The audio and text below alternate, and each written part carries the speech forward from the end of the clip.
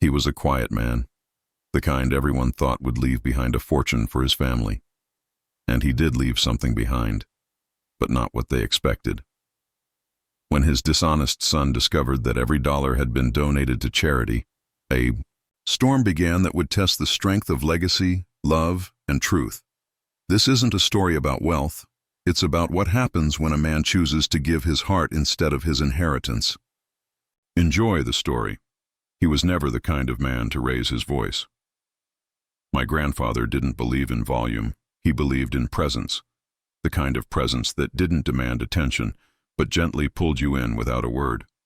He was the man who always sat in the same chair by the window, always wore the same brown cardigan, always stirred his tea exactly 3 times. And yet, beneath that routine was a mind sharper than any I've ever known. People mistook him for ordinary. They saw an aging man, slow in his steps, quiet in his ways. What they didn't see was the storm he carried inside, a storm he spent a lifetime learning how to control. To the world, he was just a retired librarian. To the family, he was the quiet patriarch who had done well for himself. But to me, he was something else entirely. He was a vault, not just of knowledge, but of purpose. While others saw his worn slippers and thinning hair, I saw the way he watched people, the way he measured silence like it held answers most of us were too loud to hear. There was something about the way he lived that always felt like he was waiting for something, or someone. He never talked about money, not once. The rest of the family always speculated.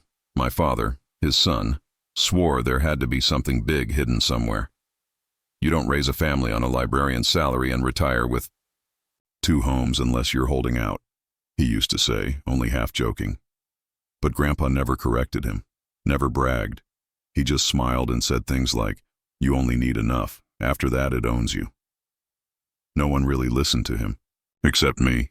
And even then, I didn't understand how true those words were until everything unraveled. Our family wasn't close.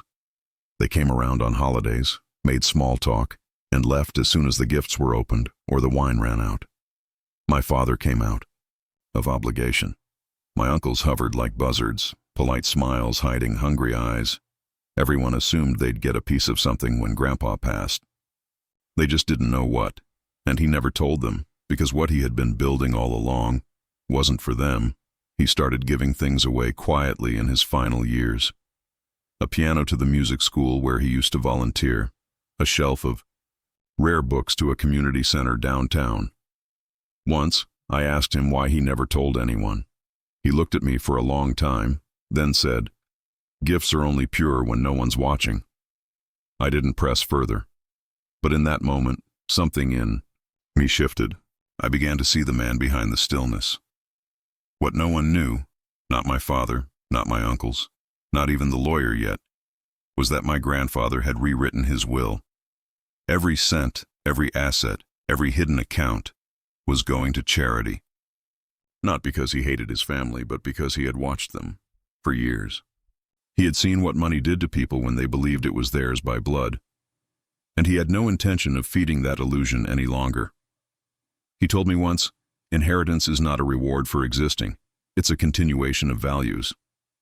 And when I asked him who would carry his values forward, he just smiled faintly and said, "We'll see." At the time, I didn't realize he meant me. My father never stayed long in any room that didn't serve him. He was a man of quick visits and shallow smiles, the kind who called once every few weeks with the same rehearsed lines, "How's the old man doing?" Or, "Tell him I'll swing by next Sunday." But Sunday never came, not unless there was something in it for him. My grandfather knew this. He'd known it for years. He stopped expecting the calls, the check-ins, the sudden bursts of affection that only ever followed the rumor of declining health or financial windfall. And yet, whenever my father did show up, Grandpa greeted him like a guest, not a son. Kind, reserved, and cautious with every word. It was during one of those rare drop-ins that things began to shift. My father arrived unannounced, carrying a bottle of wine he'd probably grabbed from a gas station shelf. "Thought we could have a drink like old times," he said. There were no old times. Not like that. Grandpa accepted the gesture anyway. always the gracious host. They sat in the living room. My father talked about markets, job changes, how hard things have been lately. It was a performance, polished, with just enough vulnerability to suggest he deserved a little support, maybe a check, maybe something else. What he really came for was confirmation, the kind of subtle probing that only family can get away with. He asked about the house, about insurance, about the old paintings on the wall, and whether Grandpa had sorted everything out, legally. Grandpa sipped his tea, nodded slowly, and replied, "Everything's in order." That was it. No details, no hints. Just a line wrapped in a smile that didn't reach his eyes. My father took the bait and left soon after, frustrated but trying not to show it. He thought he was being clever. He had no idea he was walking through a maze that had been designed for him from the beginning. Later that night, Grandpa called me in. We sat by the window like we always did when the house grew quiet. He looked out at the streetlights and said, "He's only here when he thinks I'm about to leave something behind." I nodded.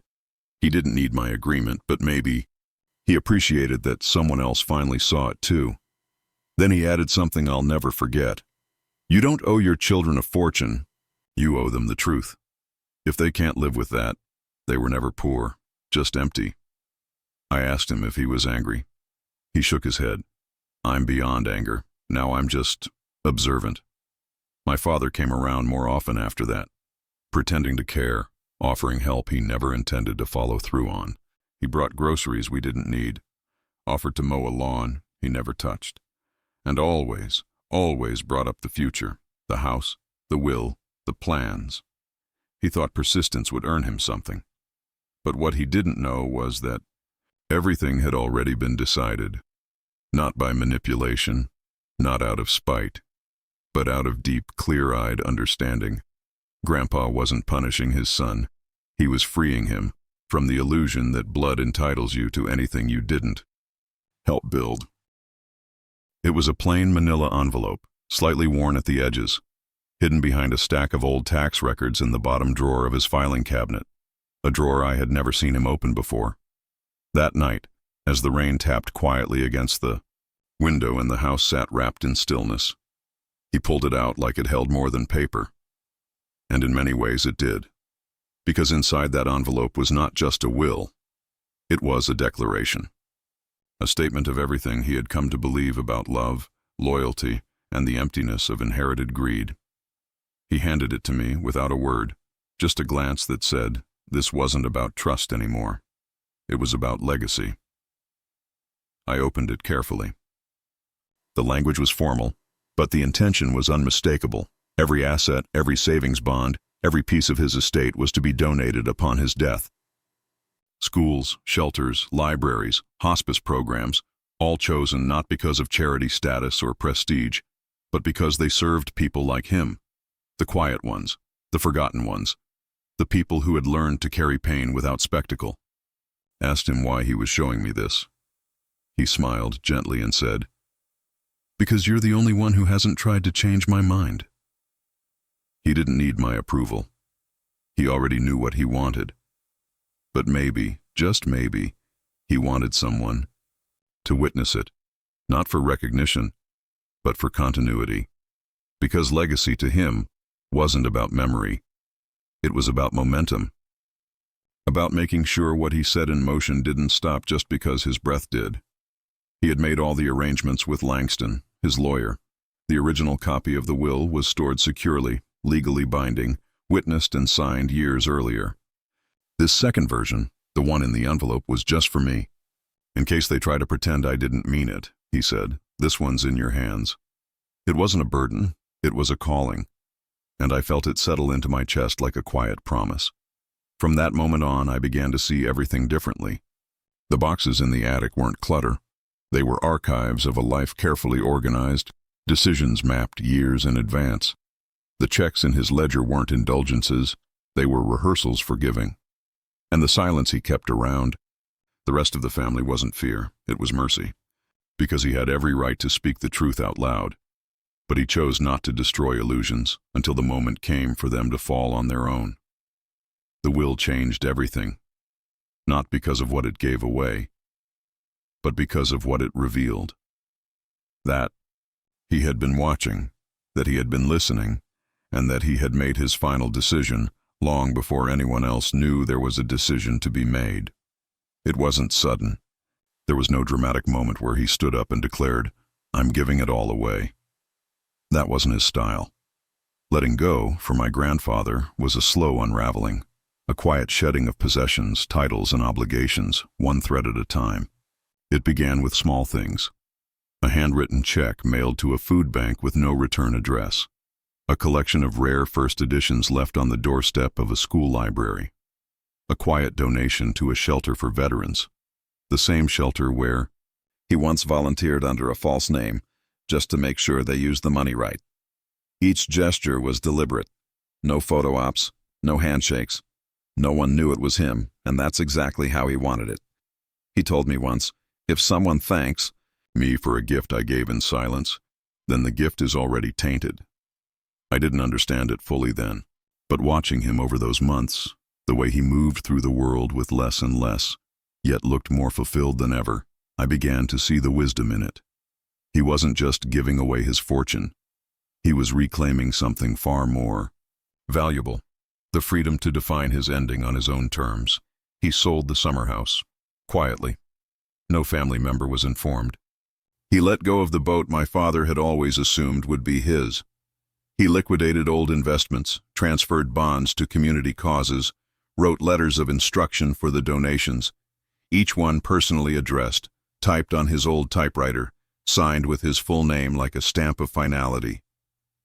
He didn't ask me to help, but sometimes I'd find him sorting papers at the kitchen table, eyes steady, hands moving like a man crafting something sacred. There was a rhythm to it.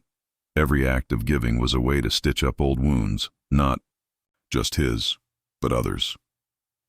He didn't talk about the past, but in the recipients of his quiet generosity, I began to understand it.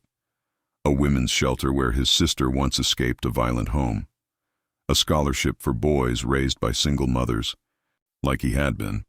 A hospice center for the dying, where he once sat with a friend no one else would visit. Each cause was personal. Each dollar was a piece of a wound he'd carried, now being used to heal someone else. The more he gave away, the lighter he seemed to become. His body aged, yes. He grew slower, more fragile, but his spirit lifted. He laughed more, slept better, sat longer in the sun, as if with every dollar that left his name, a layer of armor came off. He wasn't erasing himself.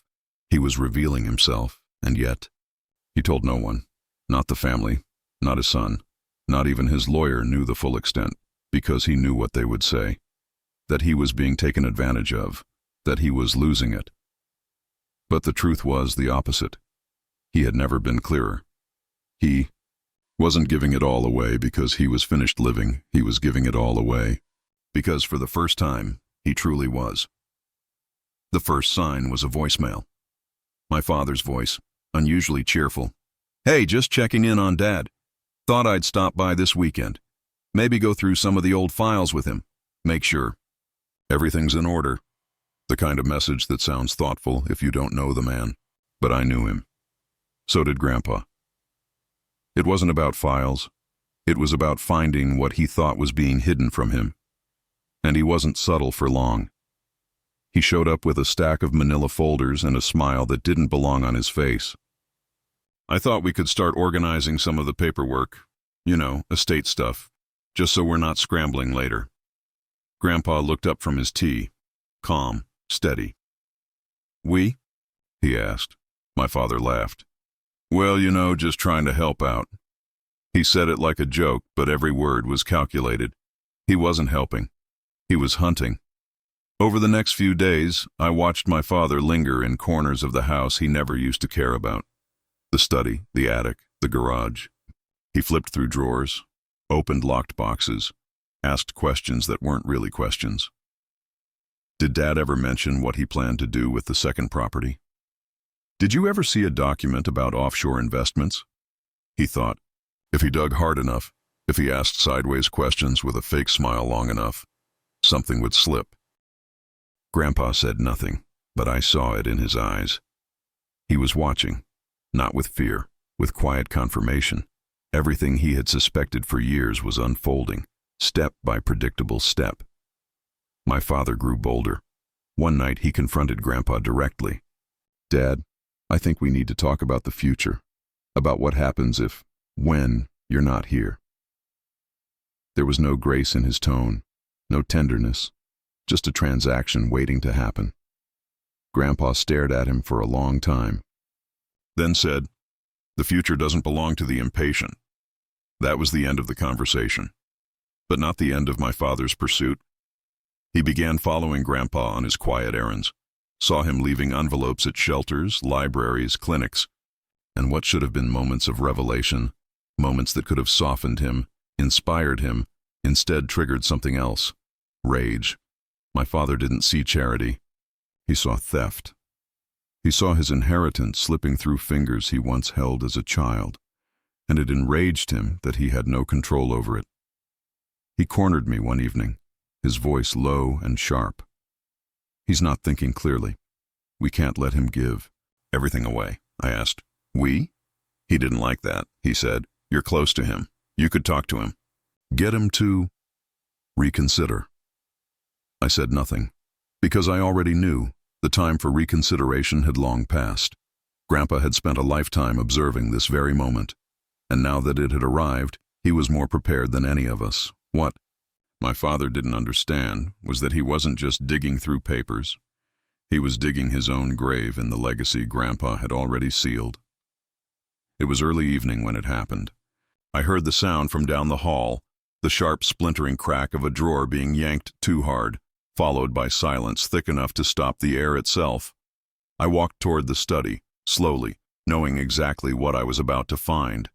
And there he was, my father, standing over Grandpa's desk, his face pale, his eyes frozen on the opened envelope that had been tucked beneath a false bottom in the drawer. His hand trembled slightly as he held the document in front of him, the original copy of the will Grandpa had written years ago. He read it once, then again, as if the words would rearrange themselves on the second pass. But they didn't. Every line was intact, signed, witnessed, and validated. Every dollar, every asset, every account, all going to charities. Nothing left to the family. Nothing for him. And just like that, every silent expectation he had built over decades began to crumble. "What is this?" he demanded, the edge of his voice cracking like dry wood. I stepped into the room. "That's the truth," I said. "And it's been the truth for a long time." He turned toward me, rage blooming behind his eyes. He's lost it. He doesn't know what he's doing. The same man who never visited without an agenda was now unraveling, trying to rewrite a story that had already ended. He's giving away everything. Everything that's ours. I shook my head. No, it was never ours. It was his. And he decided what to do with it. He laughed bitterly, waving the paper. He raised me, fed me, put me through school. That means something. It does, I said quietly. But it doesn't mean you're entitled to his legacy. He stormed out, gripping the will like a weapon, and I found Grandpa later that night sitting in his chair by the window, sipping tea, the room lit only by the last threads of daylight. I told him what happened, told him about the drawer, about the confrontation, about the fury that followed. He didn't flinch, didn't raise his voice. He just nodded once and said, it was time he knew. I asked him if he was afraid of what would happen next. He looked out the window, then back at me. The truth always comes with a cost. The question is whether you're willing to pay it before someone else does. The next day, my father didn't show up.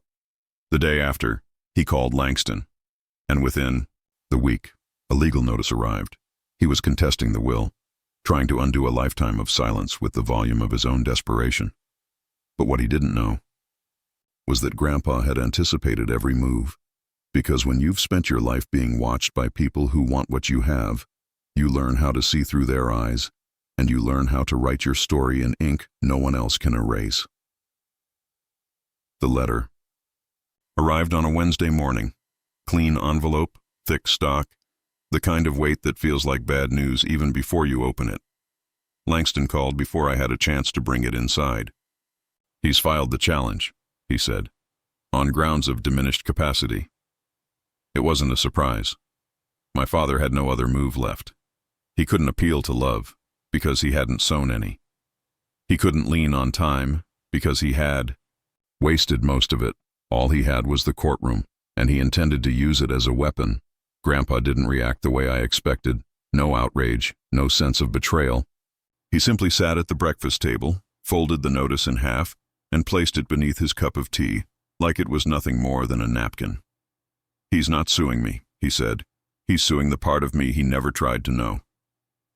The family split quickly. Some were silent. Others murmured that maybe my father was right. "He's just making sure everything's fair," one uncle said, trying to hide his own fear of being left out.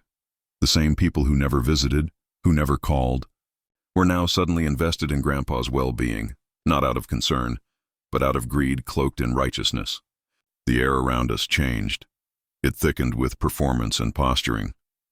I stayed close to Grandpa, attended every legal meeting, sat through depositions, watched as Langston laid out the trail of paperwork, years of written intent, psychiatric, assessments confirming full clarity, recorded interviews where Grandpa calmly explained his decisions.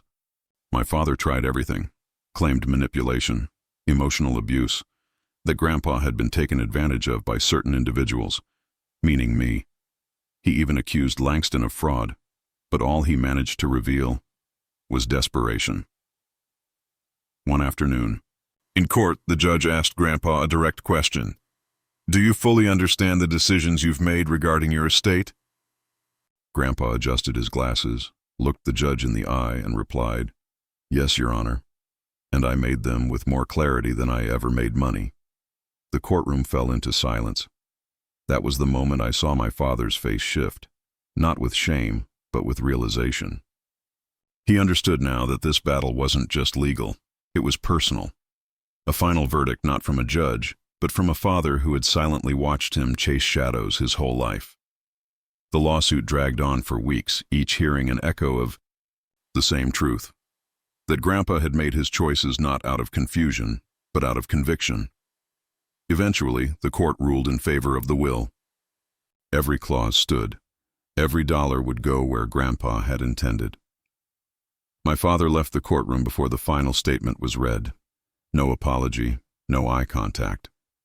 Just the soft slam of a door behind a man who had lost everything he thought he was owed. That night, back at home, I asked Grandpa if it hurt. He didn't answer at first, just stirred his tea the same way he always did. 3 slow turns, no sugar. Then he said, "I raised a son who thought I was a wallet, but I still hope one day he'll remember I was a man." Then he stood up and never spoke of the lawsuit again, because he had already won, not in court, but in truth. After the verdict, the house grew quieter, not from loss, but from relief. The tension that had lingered in corners, curled around door frames, waiting for someone to shout or strike, had vanished. In its place came something softer, something truer. My grandfather sat by the window more often now, not as a man retreating, but as one reflecting, watching not just the outside world, but the ripple of what he had set into motion. And those ripples were already reaching farther than anyone imagined. Letters began arriving, not from lawyers or banks, but from people, real people. A teacher from a struggling elementary school wrote to thank him for a donation he made months earlier under an alias. "Because of you, we built a reading corner," she wrote, enclosing a photo of children sitting cross-legged with new books in their laps. A hospice nurse sent a thank you card with only one sentence. "Your gift gave someone's mother the comfort of not dying alone." These weren't just stories. They were echoes of his choices. Proof that wealth, when wielded with precision and love, didn't just change hands. It changed lives. I started reading the letters to him in the evenings. He never reacted much.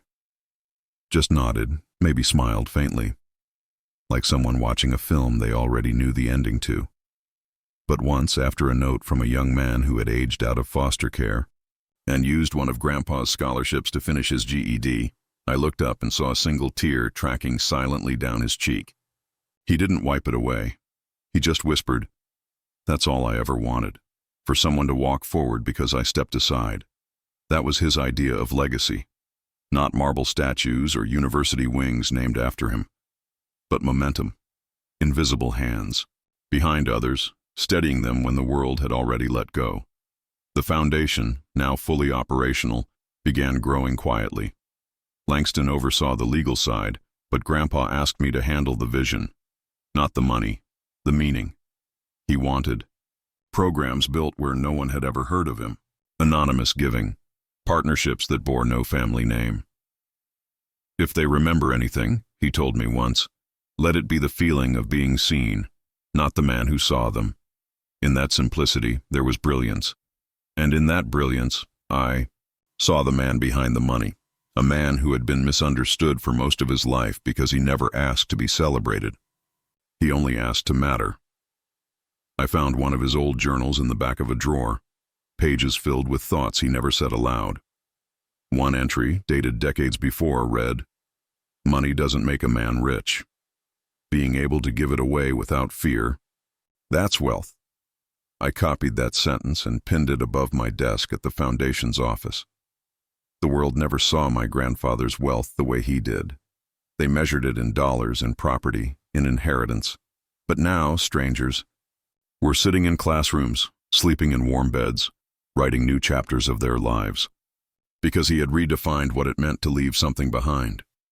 He didn't just pass on wealth, he passed on wisdom.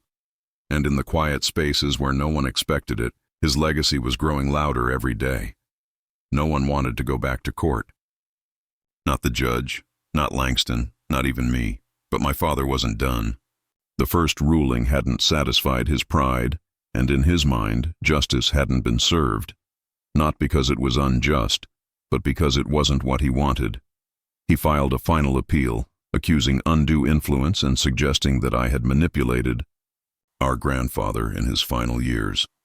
It was a desperate move, but one that still carried enough weight to drag us all back into that cold, echoing room with marble floors and hearts guarded by suits.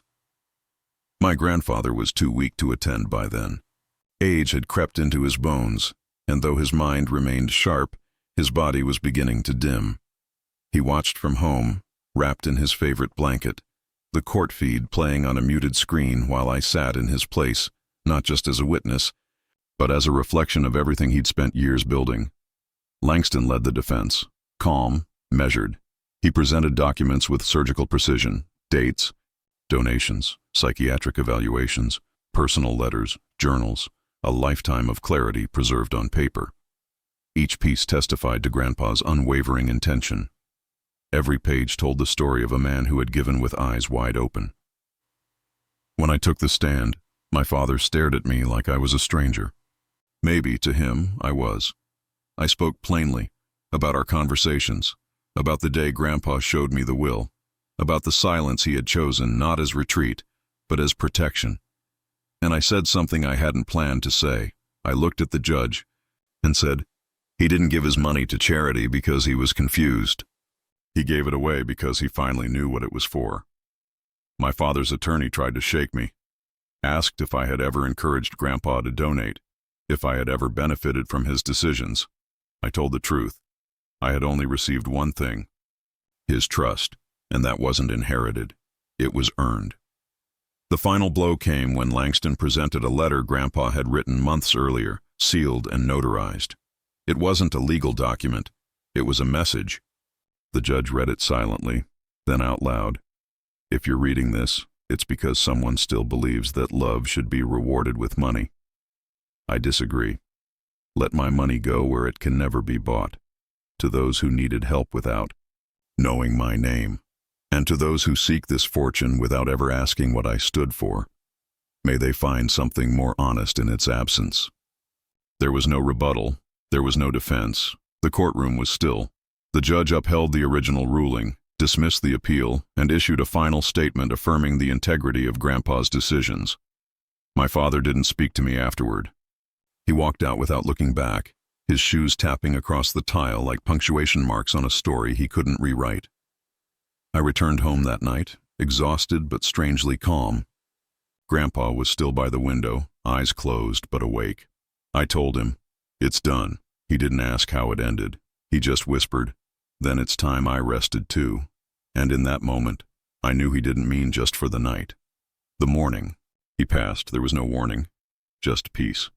The kind of quiet that doesn't feel empty but complete. His favorite chair was still turned slightly toward the window, his cup of tea untouched on the side table, still warm. The journal he'd been writing in, one of many, lay open on the last page. I would later read it and find only one line, written with a hand more fragile than I'd ever seen. "Now I am weightless." It was the kind of goodbye that needed no reply. Word of his passing didn't echo through newsrooms or travel through headlines. It spread in small ways. A social worker received a letter saying the grant for her program had been doubled.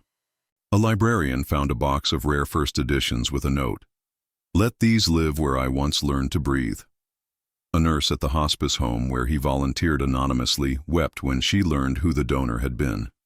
These were the places he touched, not with speeches, but with substance. And slowly, the world began to see the man they had never really looked at. Langston and I arranged for a small memorial. No grand hall, no engraved invitations, just a gathering in the local park near the old oak tree where Grandpa used to sit with a book. People came, not the ones who chased his money, the ones who had felt his impact. A mother who had been able to escape domestic abuse because of a shelter he funded. A young man who finished college because of a scholarship no one knew he'd created. A teacher, a janitor, a librarian, a nurse. None of them knew each other, but each of them knew him, not as a millionaire, but as a lifeline. We didn't hold speeches. We read excerpts from his journals, shared stories, laughed gently at his dry wit, his stubborn routines, his quiet brilliance. I brought the chair from his room and placed it by the tree. No plaque, just space. The kind of space he always held. Steady, humble, never demanding, but always undeniable. Afterward, I sat alone on that chair. The air was cool. The leaves moved gently, as if nature itself was trying not to disturb his peace. I opened one of the journals and turned to a page he had bookmarked. It read, "We all die. The only difference is whether the world is softer, because we once touched it." That's what he gave. Not just donations or legal victories or clever wisdom. He gave softness, in a world too often sharp. And now, in the silence of his absence, that softness lived on. Not just in memory, but in motion. After his passing, I stopped asking what he left me. The truth is, he'd been leaving pieces of himself all along. Not in safes or bank accounts, but in the quiet hours we spent together. The journal pages he never hid from me. The questions he answered not with advice, but with reflection. I didn't inherit his money. I inherited his values. And in time I realized that was the only kind of wealth that ever mattered. The foundation he built in silence became my life's work. But I didn't just want to manage what he started. I wanted to expand it, not in size, but in spirit. We created a traveling program that brought books to places without libraries. We launched an initiative to train volunteers to sit with elderly people who had no visitors. Just sit and listen. It didn't cost much, but the impact? You could feel it in the way someone's shoulders dropped when they realized they were no longer invisible. People sometimes called it charity, but to me it was something deeper. It was continuation. It was voice. It was my grandfather, still present, still speaking, through acts of grace that carried no expectation. I began collecting stories from the people he had helped, not for publicity, for preservation. I compiled them into a single book titled The Quietest Man I Ever Knew. It wasn't a bestseller, it wasn't supposed to be, but in every story I found another version of him. A girl who found safety. A man who found purpose. A teacher who almost gave up until the funding arrived. Each one a thread, and together they became a tapestry of a life that had meant something far beyond numbers. One night, years later, I sat alone in the old house. Everything had been left the way it was, his chair still by the window, his books still dusted. And as I flipped through one final letter, one I hadn't opened before, I read his handwriting one last time. If you're reading this, it means I left you more than money. It means I left you a mission, one I couldn't finish. But you can. Not because you owe me, but because now you understand. I folded the letter, placed it back in the envelope, and lit the fireplace. Not to destroy it, but to honor it. Because his story no longer needed to be stored. It was already burning in everything I chose to do. The inheritance wasn't gold. It was the courage to give when no one was watching. And that changed everything. If this story moved you, if it made you think about the people who leave behind more than just money, then don't let it end here. Share it with someone who needs to be reminded that true inheritance isn't measured in dollars but in dignity. Leave a comment below and tell us, where are you watching from, and what's the most meaningful thing someone ever left you?